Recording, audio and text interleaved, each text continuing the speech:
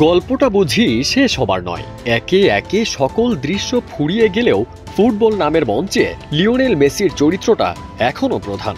চলতি মৌসুমের শুরুটা ছন্দহীন ও সমালোচনায় ছিল ভরপুর, তবে মাঠে বল পায়ে জবাবটা নিজের মতো করেই দিলেন মেসি। ওয়ালটন আবারও মিলিনিয়ার অফারে ওয়ালটন ফ্রিজ কিনে আপনিও হয়ে যেতে পারেন মিলিয়নিয়ার। মিলিনিয়ার ছড়াছড়ি দেশ জুড়ে, এটা শুধু ওয়ালটনই পারে। পহেলা জুন সকালে কলম্বাসের বিপক্ষে 5-1 গোলের বিশাল জয়ে ইন্টার মায়ামির হয়ে জ্বলে উঠলেন আর্জেন্টাইন এই মহাতারকা। ম্যাচে জোড়া গোলের পাশাপাশি করলেন জোড়া অ্যাসিস্টও। আর এই পারফরমেন্সের মধ্য দিয়ে মায়ামির ইতিহাসে সর্বোচ্চ গোলদাতার আসনটিও নিজের করে নিলেন এলএম10।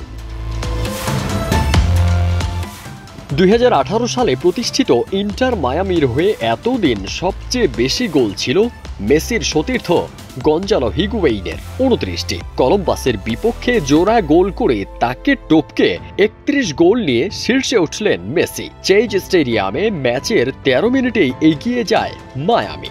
মেসির দুর্দান্ত এক লং পাস নিয়ন্ত্রণে নিয়ে গোল করেন তাদেও আলেন্দে। এরপর 15 মিনিটে কলম্বাসের গোলরক্ষকের ভুলে পাওয়া বল থেকে ব্যবধান দ্বিগুণ করেন মেসি। 24 মিনিটে আসে মেসির দ্বিতীয় গোল। মাঝ মাঠ থেকে সার্জিও বুস্কেটসের বাড়ানো বল দারুণ এক চিপে জালে জড়ান তিনি, যা কার্যত ম্যাচ থেকে ছিটকে দেয় স্বাগতিক দলকে।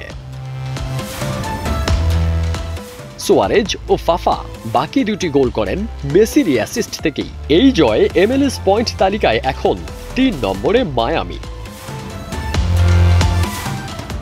শেষে শুধু একটা কথাই বলা যায়, মেসি যতদিন মাঠে ততদিন গল্পের শেষ নেই। ফারদিন সানি, দেশ রূপান্তর।